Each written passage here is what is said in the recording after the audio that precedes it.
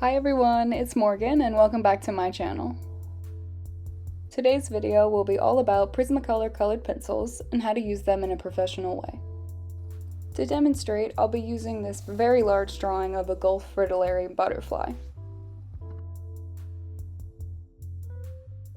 Since this drawing is also a hyperrealistic drawing, this tutorial will be very extensive and cover many different tips and tricks about these pencils. Prismacolor colored pencils are wax-based colored pencils that are offered in 150 different colors to choose from. They are a fan favorite among many different professional artists, and personally mine as well. They're very reliable and they work super well with other materials like gel pens and ink pens.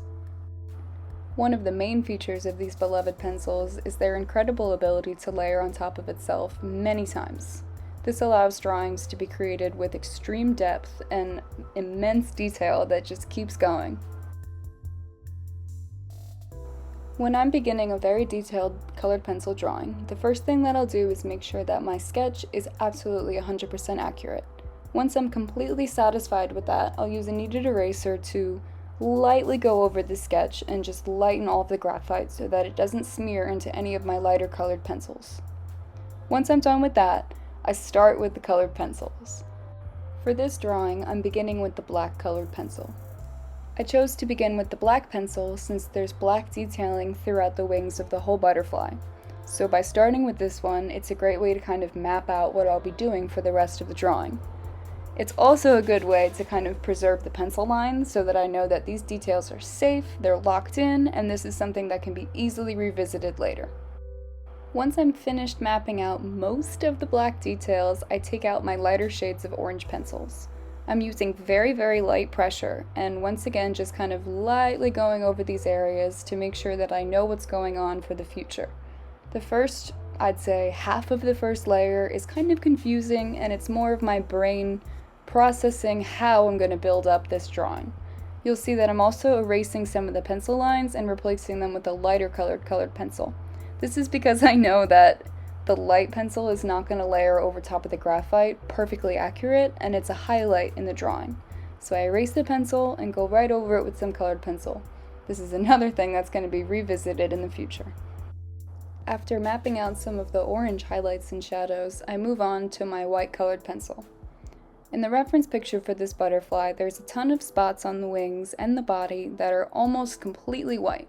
They're in a perfect highlight and they're beautiful, so I want to make sure that I get it down pretty early in the drawing process so that I don't accidentally color over that area with a dark pencil. This way I know that my highlights are preserved and they'll be ready for me to go layer around later. After getting some of those highlights down, I move back over to the black colored pencil. The black detailing is very intense in this drawing, so I was kind of taking breaks from that pretty often and returning to it. It would keep happening since a lot of the areas were pretty solid black, so there's a lot of going back to the orange shadows and highlights, going back to the black detailing, going back to the orange shadows and highlights, and just switching between them. Large and detail-heavy colored pencil drawings are a pretty large time investment and labor investment, so it's important to do what you need to do to keep yourself entertained. If that means switching between areas of your drawing, please go for it. Another thing that happens sometimes with colored pencil drawings is figuring out what to do if you don't have that perfect pencil color that you're looking for. For example, you'll realize that I'm using a brown colored pencil while I'm shading the orange areas of the wings. This is because the butterfly itself is a bit of a rusty orange, so the shadowy parts on the wings are a little bit brown toned instead of just being a deeper orange. Within the set of colored pencils, sometimes you'll realize that you don't have exactly what you need. So, it's best to figure this out during the earlier layers of your drawing, and while you're building up all these colors, you can almost perfectly marry these colored pencils together. Because of the wax-based formula, they layer over each other perfectly, and as you continuously layer them together, they're going to get better and better at being blended together cohesively.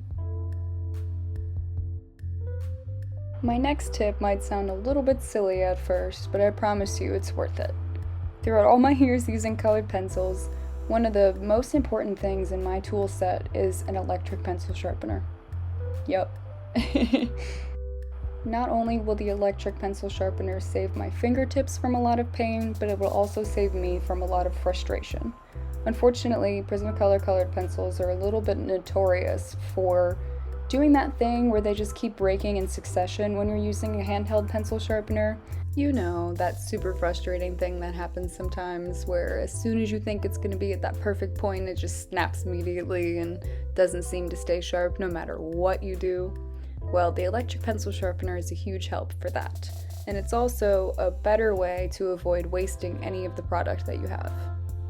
In the long run, this will save you time, it will save you money, it will save you product, and it will also avoid any unnecessary pain from handheld sharpeners. Another reason why that's worth mentioning is because in hyperrealistic drawings, and other drawings too, where detailing is very important, the tip of the pencil does need to be very sharp and it needs to be maintained at a very sharp angle.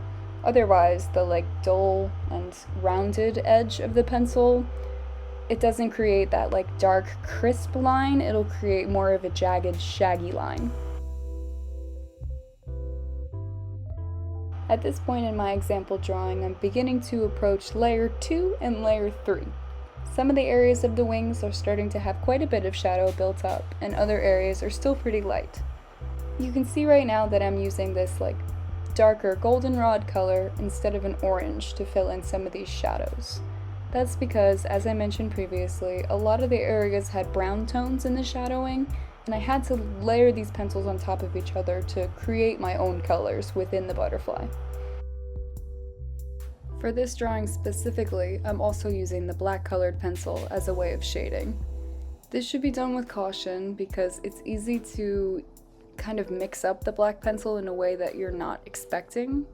When you're layering on top of it, it's easy for the black pencil to infect the lighter colors, but for this specific butterfly, the way that the scales on the wings were falling, it was creating such an intense dark shadow that only the black pencil was really able to capture what the reference picture was showing me. So proceed with caution, but sometimes black pencil is necessary.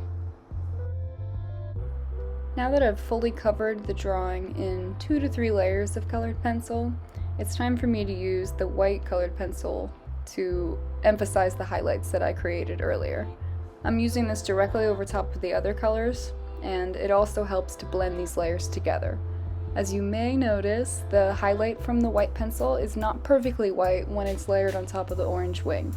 It's mostly white, but it also kind of creates this sheer effect because of the way that the wax is moving on top of the other layers of wax. After building some of the areas with highlights, I start working on the areas that need to contrast it, which means that I'm darkening the shadows even more by using the darkest shade of orange that I have and some of the shading pencils that I'm using, such as the brown one, a little bit of the black one, and all of the other darker orange pencils. My greatest advice here is to have as much patience as possible with your colored pencil drawings. If you want to achieve the most realism and the most details possible, it is going to take a very long time and a lot of layering. It's a really long process, but I promise you it pays off in the end, for sure. I always feel so satisfied and complete when I finish my colored pencil drawings, because I know that there was so much time, effort, blood, sweat, and tears that went into all of it. For the final few minutes of the video, my advice is going to center mostly around pencil pressure. For the majority of the layering process, and throughout most of this video so far, I'm using light to medium pressure. This allows for very soft layers of colored pencil to form on top of each other, and it also allows for a lot of chances to get into the grain of the paper naturally. Once I find myself satisfied with the amount of colors and layers that I've built up in my drawing, I know that it's time to force these colors to blend with each other. Even though I feel happy with all the shadows and highlights and details that I've established so far, you can see that the grain of the paper is still very visible throughout my subject.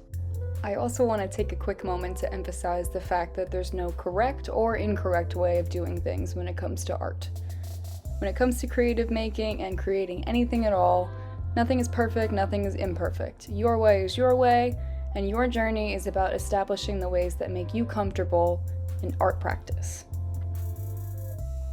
That being said, for me personally, when it's time to switch from medium pressure to heavy pressure, I like to use a colorless blender pencil. Colorless blender pencils come in a few different brands, and they're nothing but clear wax that's meant to just move around all of the layers that you've already put down on the paper. What you're witnessing here is the heaviest pressure, also known as burnishing. This amount of pressure absolutely forces the pigments of the colored pencil into the grain of the paper and creates that completely flat color. Alternatively to colorless blender pencils, you can also just use the shades of color that you were using throughout the drawing. For me, I'd be using one of the lighter shades of orange, or even a lighter shade of yellow or tan. Some people also use white color pencils for this, but it can create a bit too much of that sheer effect, or like a pearlescent look to your drawing. With whichever heavy pressure method feels best for you, that's the point where you're going to get that flat, beautiful color throughout your drawing. Then it's time to go back in on your final layer and just re-emphasize any of those small details that might have gotten a little bit missed during the blending stage. That's also the point where I'll use some gel pen and maybe a little bit of ink pen to just finish up all my very sharp details that need a little bit of help. One of my favorite parts about the colorless blender pencil is that it doesn't appear to compromise on any of the vibrancy of the Prismacolor colored pencils.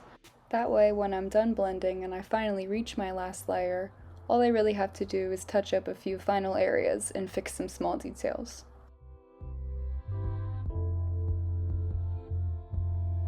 I think that overall, colored pencils are a really phenomenal artistic tool, and as long as you allow them some patience, they can have some really wonderful results.